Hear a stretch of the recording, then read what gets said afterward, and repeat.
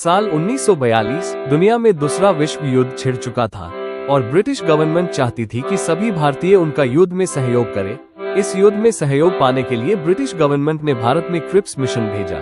इस युद्ध में ब्रिटिश गवर्नमेंट की सहयोग करने के लिए सभी भारतीयों की तरफ से कांग्रेस कमेटी ने एक मांग की कि सभी वास्तविक शक्तियां भारतीयों को दे दी जाए, लेकिन कांग्रेस कमेटी और क्रिप्स मिशन के बीच सभी बातचीत टूट गई क्योंकि ब्रिटिश गवर्नमेंट ने कांग्रेस कमेटी की मांगों को रिजेक्ट कर दिया। क्रिप्स मिशन की नाकामयाबी के बाद भारतीय जनता रुष्ट हो गए और युद्ध के चलते वस्तुओं की कमी हो गई और कीमतों में भारी वृद्धि ने भारतीय जनता के असंतोष को और गहरा कर दिया। जनता की इस असंतोष को गांधी जी भली भांति समझ रहे थे और इसी को ध्यान में रखते हुए गांधी जी ने एक प्रस्ताव तैयार किया जिसमें ब्रिटिशर्स को भारत छोड़ने तथा युद्ध होने पर भारतीयों से असहिंसक सहयोग का घोषणा किया गया। परिणाम स्वरूप कांग्रेस कार्य कमेटी ने 14 जुलाई 1942 को वर्धा में मीटिंग की जिसमें गांधी जी के निर्णय को स्वीकृति दे दिया गया, जिसके बाद गांधी जी 8 अगस्त 1942 को मुंबई की ग्वालियर टैंक मैदान में हिस्टोरिकल क्वाइट इंडिया मूवमेंट की शुरुआत की। इस मूवमेंट में विभिन्न वर्गों को गांधी जी द्वारा ग्वालियर मैदान में ही निर्देश दे दिया गया था, जैसे कि सरकारी सेवक नौकरी न छोड़े, कांग्रेस के प्रति अपनी निष्ठा की घोषणा कर दे, सैनिक अपने देशवासियों पर गोली चलाने से मना कर दे, छात्र अपनी पढ़ाई तभी छोड़े जब आजादी हासिल होने तक अपने इस निर्णय पर अटल रह सके, किसान, सरकार समर्थक जमींदारों को टैक्स देना बंद कर दे। गांधी जी ने घोषणा के समय लोगों से कहा कि मैं आपको एक छोटा सा मंत्र देता हूं जिसे आप अपने हृदय में बसा सकते हैं। यह मंत्र है करो या मरो, यानी कि डू और डाई। या तो हम भारत को आजाद करवाएंगे या तो इस प्रयास में अपनी जान दे देंगे। गांधी जी ने कहा हमारी मांग है भारत की पूर्ण स्वतंत्रता।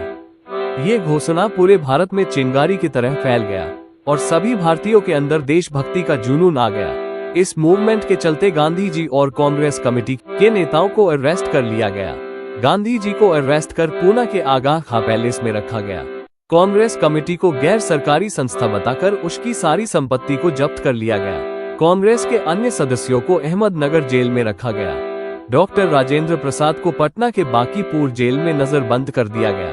जयप्रकाश नारायण को हजारीबाग सेंट्रल जेल में रखा गया, जो बाद में जेल से फरार हो गए। कई नेता ऐसे भी थे जो ब्रिटिश गवर्नमेंट की कई कोशिश करने पर भी अरेस्ट नहीं हो पाए, जिनमें एक ग्रैंड ओल्ड लेडी के नाम से जाने वाली अरुणा आसफ अली भी थी।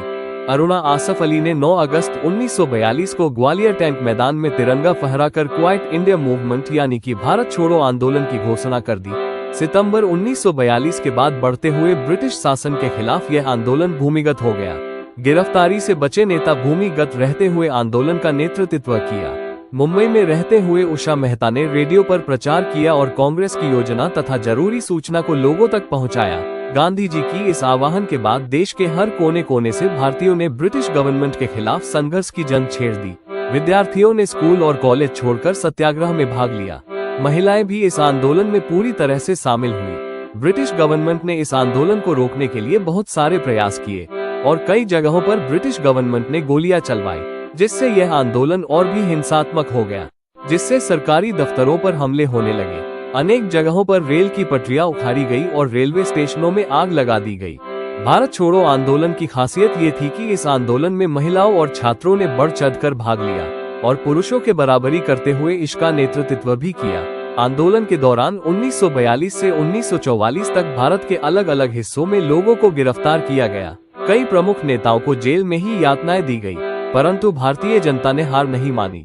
उनके अंदर स्वतंत्रता की आग जलती रही। यह आंदोलन भारतीय स्वतंत्रता संग्राम का निर्णायक मोड़ साबित हुआ। इस आंदोलन ने ब्रिटिश गवर्नमेंट को ये साबित कर दिया कि उनका शासन अब ज्यादा दिनों तक नहीं टिक सकता।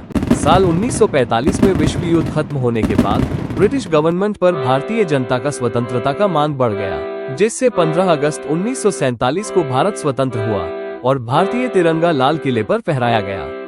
इस प्रकार भारत छोड़ो आंदोलन ने भारतीय स्वतंत्रता संग्राम में एक जबरदस्त भूमिका निभाई। भारत छोड़ो आंदोलन ने भारतीय स्वतंत्रता संग्राम इतिहास में एक अमर छाप छोड़ी है, जिसे कभी भी भुलाया नहीं जा सकता।